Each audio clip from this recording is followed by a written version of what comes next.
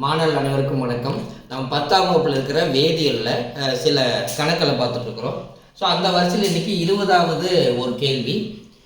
ஏ என்பது செம்பழுப்பு உலோகம். இந்த ஃபர்ஸ்ட் லைன் மட்டும் நல்லா மனசில் வைங்க. ஏ என்பது செம்பழுப்பு உலோகம். ஸோ நம்ம வீடுகளில் பயன்படுத்தக்கூடிய செம்பழுப்பு ரெட்டிஷ் ப்ரௌன் கலரில் இருக்கிற ஒரு மெட்டீரியல் எதுன்னா இது பாருங்கள், பார்த்துருக்கீங்களான்னு பாருங்கள். ஸோ இது ஒரு டம்ளர். இந்த டம்ளர் எந்த டம்ளர்னு கேட்டிங்கன்னா காப்பர் டம்ளர் அப்படின்னு சொல்லுவாங்க. அதே மாதிரி இங்கே பாருங்கள், நம்ம வீடுகளில் ஒயர் இருக்குது இல்லையா? ஸோ அந்த ஒயருக்குள்ளே என்ன ஒரு கம்பி இருக்குது. அந்த கம்பி என்ன கலரில் இருக்குது? செம்பழுப்பு நிறமாக இருக்குங்களா? ஸோ இதுவும் காப்பர்.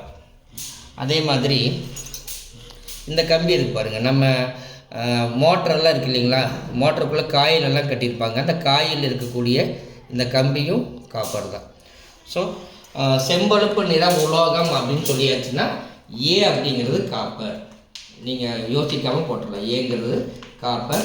சில நேரங்களில் தமிழ் மீடியத்தில் நமக்கு தாமிரம் அப்படின்னு கூட சொல்லுவாங்க.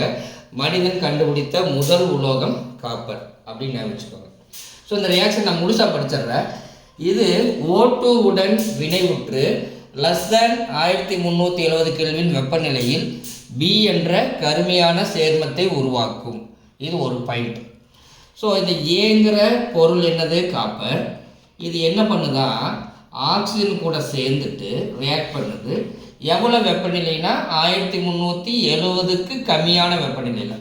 So less than 1370 kelvin.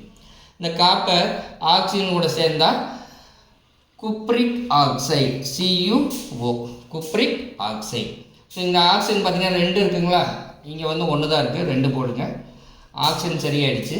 காப்பர் 2 இருக்குது, இங்கே முன்னால் 2 போட்டுருங்க. ஸோ இதோட பேர் காப்பர். இங்கே ஆக்சிஜன். இதோட பேர் cupric oxide, cupric oxide. So இது ஏன் குப்ரிக் ஆக்சைடுன்னு சொல்கிறாங்கன்னா, இந்த இடத்துல பாருங்கள் காப்பர் ஆக்சைடு இருக்கு இல்லையா? Cupric oxide. இதில் பார்த்தீங்கன்னா காப்பரோட இணைதிறன் 2+, ஆக்சிஜனுக்கு 2-. ஸோ அப்படிங்கிறங்காட்டி காப்பரோட இணைதிறன் 2 இருக்குது. 1+1 இருக்குது, 2+1 இருக்குது. ஸோ 2+ இருக்கங்காட்டி நம்ம என்ன வார்த்தை யூஸ் பண்ணணும்? குப்ரிக் அப்படிங்கிற வார்த்தையை யூஸ் பண்ணணும். So cupric oxide. சரிங்களா? இல்லை எனக்கு சிரமமாக இருக்குது அப்படின்னு நினச்சிங்கன்னா காப்பர் இங்கே இணைதிறன் 2 தான். நாங்கள் அதாவது அதோடைய வேலன்சி 2ங்கிறனால காப்பர் 2 ஆக்சைடு இப்படி கூட நீங்கள் எழுதலாம். ஸோ இதுதான் பிங்கிற பொருள். இது என்ன நிறத்தில் இருக்குது? கருமை நிறத்தில் இருக்குது. ஓகேங்களா? செகண்ட் ரியாக்ஷன் முடிச்சுட்டு இப்போ தேர்டு. கிரேட்டர்-தேன் 1370 கெல்வின் வெப்பநிலையில் ஏ ஆனது சிவப்பு நிற சியை உருவாக்கும். அதே காப்பர் தான், அதே ஆக்சிஜன் தான். நீங்கள் 1370 கெல்வின் வெப்பநிலை வரைக்கும் அப்படியே பிளாக் கலரில் குப்ரிக் ஆக்சைடு ஃபார்ம் ஆகிருக்கும். கண்டினியூஸாக நீங்கள் ஹீட் பண்ணுறீங்க ஆக்சிஜனோட சேர்த்து.